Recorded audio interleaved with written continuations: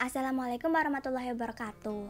Kembali lagi sama aku Rahmanur Azizah dari mahasiswa Hubungan Internasional Fakultas Ilmu Sosial dan Politik Universitas Mula Warman. Nah, hari ini aku bakal bikin video isu kepunahan pesut Mahakam part ketiga.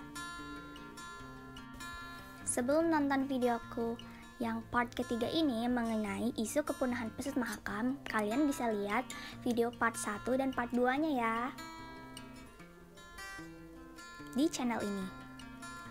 Dalam video part 3 ini, aku akan menambahkan lagi beberapa informasi yang aku dapat seputar isu kepunahan pesut Mahakam. Dan juga di dalam video part 3 ini, aku akan mengelaborasi dengan konsep serta akan mengevaluasi seluruh video yang telah aku buat dengan beberapa kekurangannya.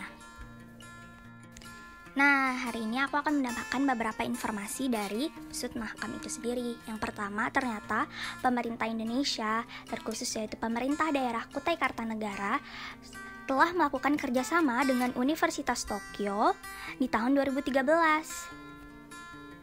Hal ini ditandai dengan penandatanganan Memorandum of Understanding dari pemerintah daerah Kutai Kartanegara dan pihak Universitas Tokyo di hari Selasa 25 Juni 2013 bertempat di Tenggarong.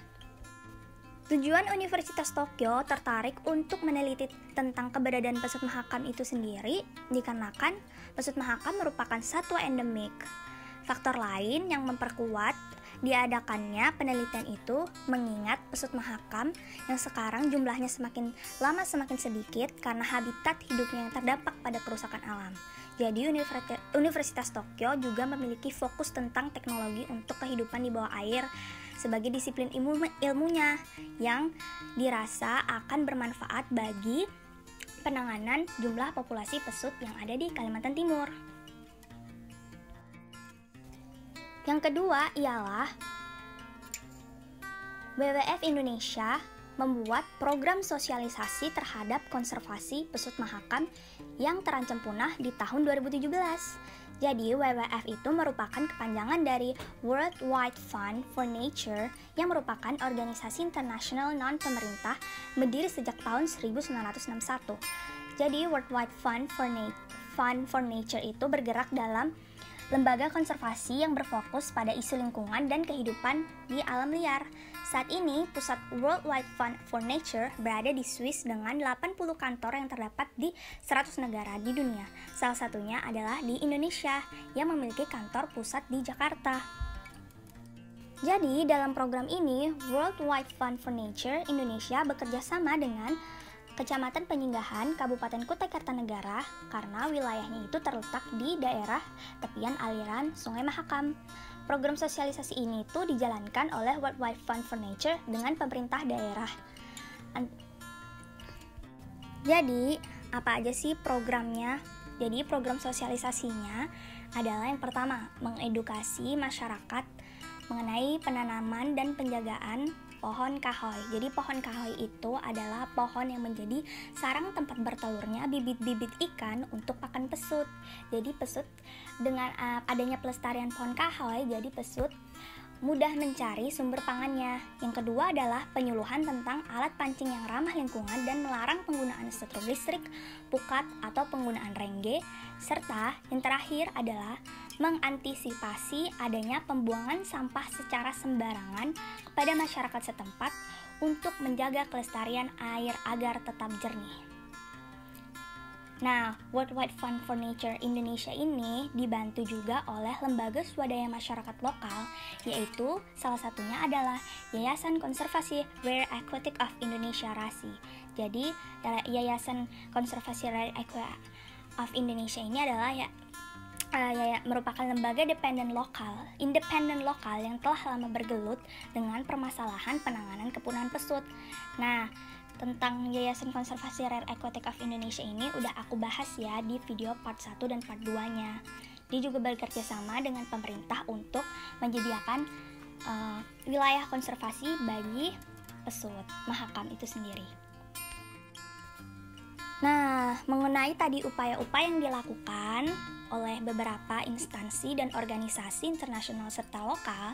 Jadi, dalam hal ini aku akan memasukkan ke dalam konsep environmentalisme.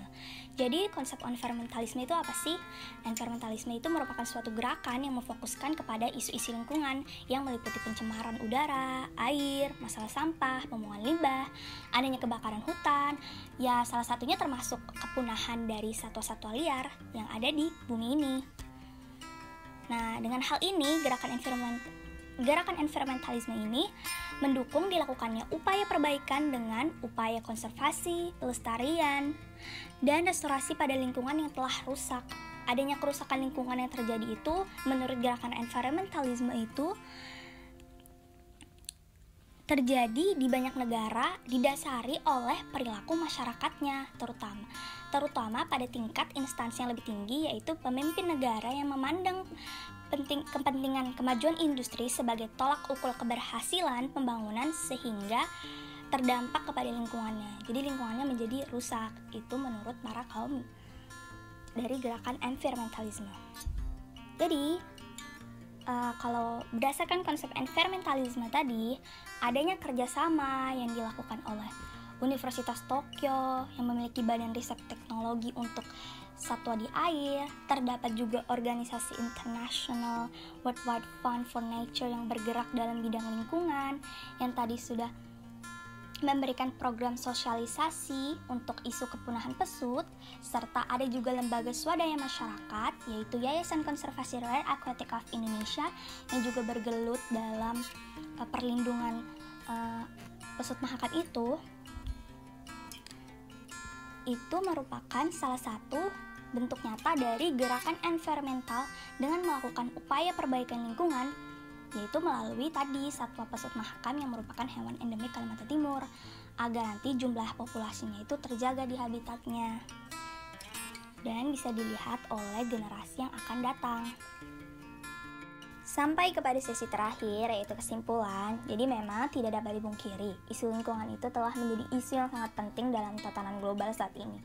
Bagaimana tidak, kerusakan lingkungan yang diakibatkan dari berbagai macam faktor yang telah terjadi, mulai dari perilaku terkecil manusia seperti membuang sampah sembarangan, tidak menggunakan energi listrik yang efisien, hingga pada tingkat instansi, yaitu negara yang mengeksploitasi sumber daya alamnya secara berlebihan, berakibat pada kerusakan lingkungan dan berimbas kepada semua lini sektor kehidupan manusia, hingga berdampak juga kepada kehidupan makhluk hidup lainnya.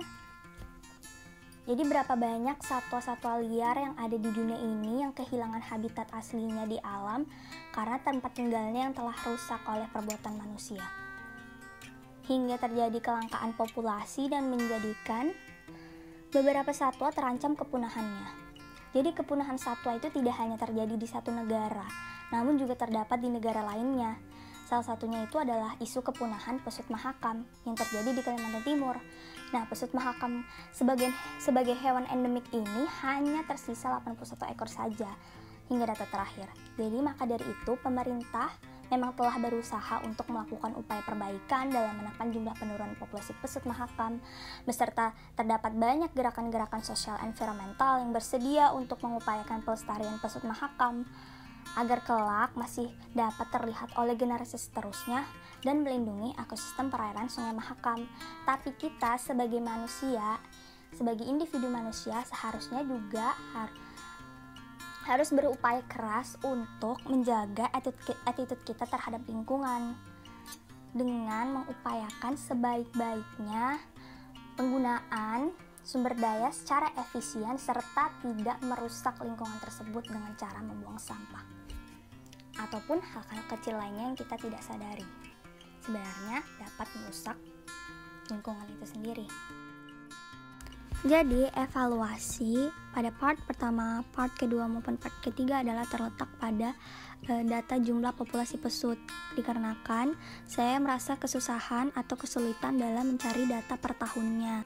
Nah, itu tadi merupakan sekilas video part 3 mengenai isu kepunahan pesut mahakam. Kalau misalnya ada kata-kata yang mengganggu mohon dimaafkan ya, dan juga durasinya yang sedikit lama.